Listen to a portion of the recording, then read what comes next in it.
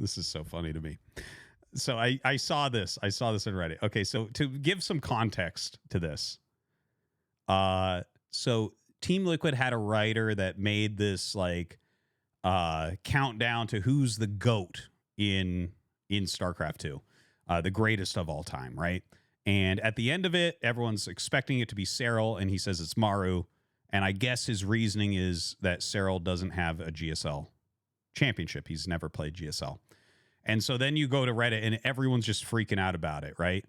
And look at this. The alternating cap, Serral can't be the GOAT. He has no GSL, right? And so it's like, so you're a clown for thinking that. Okay, so this is weird. Here's some thoughts that I have on this, okay? First off, that is not an unreasonable thing to say about if you don't have a GSL. That is a problem, okay?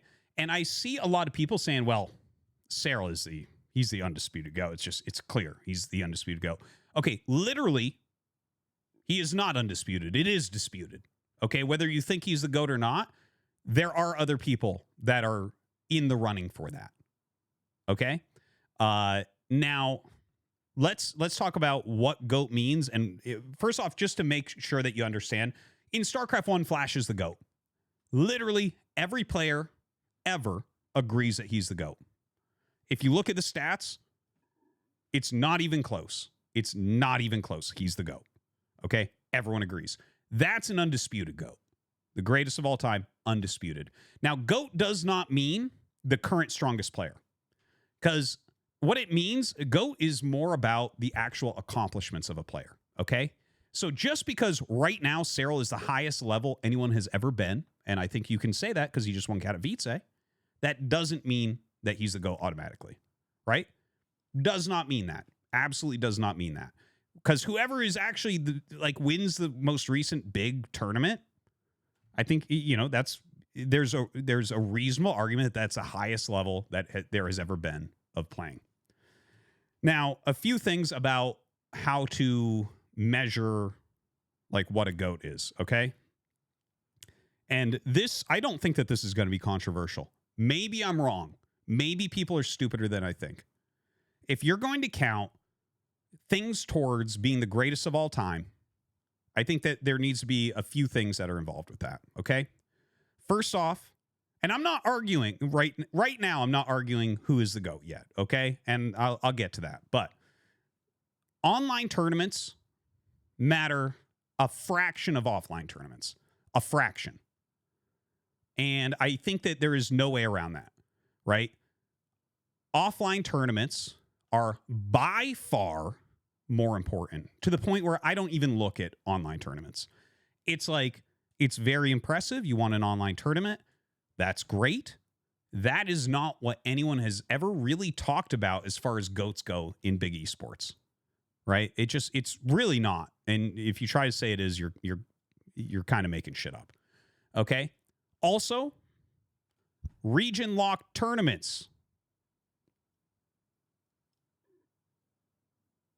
They don't count very much, do they? If you're winning a bunch of tournaments that only you and your buddies in Europe can play, you got to push pretty hard to try to say that really counts towards that GOAT status. Okay? If someone is literally not allowed to go play in that. Now, I knew this would happen. People immediately are like, well, GSL is kind of regional lock. It's not. GSL has been open to the entire world for the entire time. Also, if your job is to play video games competitively, you're literally paid and you're a millionaire from doing so, you can go to GSL if you want to go to GSL. Okay? No matter what. Maru, for instance, could be a trillionaire and he can't go play in the European tournaments, right? It's just not a thing. Okay. So closed tournaments don't really count, and online tournaments don't really count. Okay, now let's talk about the different tournament types that exist. Okay, so historically we've had two different styles of tournaments in StarCraft 2. We've had the weekend tournaments, right? Where you like go somewhere, it's like a dream hack, and you play rapidly through a lot of people over the course of a weekend and you get a champion. And then we have prep tournaments, which is GSL. Okay. GSL is somewhere where like, okay, here's your group, you know, weeks to months ahead of time. And you practice for those matches and you show up and everyone does their best in those matches. And then you know your next matches and you have weeks to a month, you know, to prepare for that. And then you play in that. And then you're in like the round of 8 or whatever. And then you have, you know, a week or two to prepare for that, right? So those are prep tournaments. Now, people might remember back in the day, we had a lot of discussions about Pro StarCraft 2 and about what is better in like what way, right? Between weekend tournaments and prep tournaments. And most people came down to the understanding, you know, I used to host the Pylon Show and I talked with countless pros, commentators, everyone about these types of things. And the one overarching thing that really kind of everyone seemed to agree on is like Zerg does a bit better in like weekend style tournaments because it kind of plays a macro catch-all style, whereas Terran does a little bit better in planned tournaments. You have to kind of plan very specific builds and stuff, and generally that's the case. And you could see that kind of reflected. Weekend tournaments generally get won by Zerg a little bit more, and then you get like you know, the pre-planned tournaments. Terrans seem to always have done a little bit better. Yeah, Protoss does a little bit better in the pre-planned tournaments. Historically, it's been a little bit hard for Protoss to win some of the weekend tournaments, you know, as much. Okay, so that's kind of like a general feeling of it. But just talk about historically, like StarCraft overall, prep tournaments have been more prestigious, right? Prep tournaments have been more prestigious. That's been basically all of StarCraft 1 for 25 years. And, you know, a lot of StarCraft 2 for the whole time.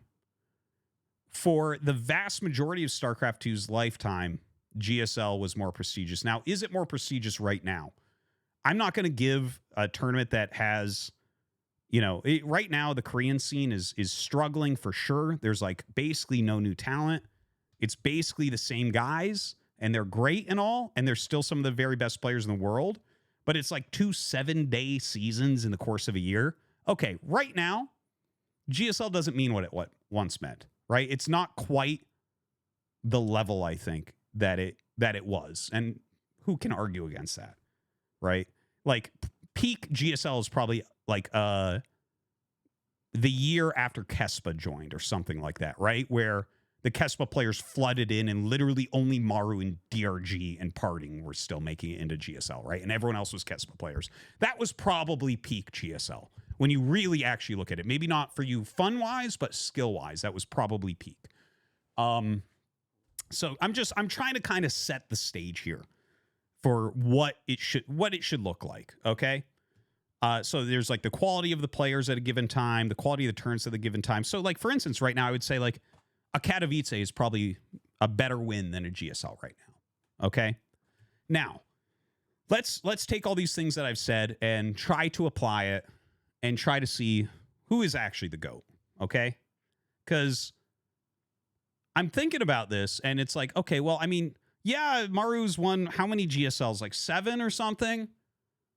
But a bunch of them are the newer ones, and do they matter as much as some of the older ones? So I'm like, okay. And then I look at Serral, and it's like, okay, like he's won a lot. He has won a lot for sure. And he's had some dominant performances, which I think that it's funny to see people really screaming that he's the GOAT after he wins the most recent tournament. Because like I said before, it's not whoever's at the peak of skill right now is not the GOAT. It has to do with accomplishments, right?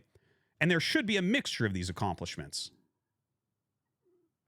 Right? I mean, I feel like everything I'm saying here is pretty straightforward and pretty hard to argue with. I'm sure that I'll read the comments later and that won't be the case. There'll be people just saying how stupid I am when they're actually the stupid one.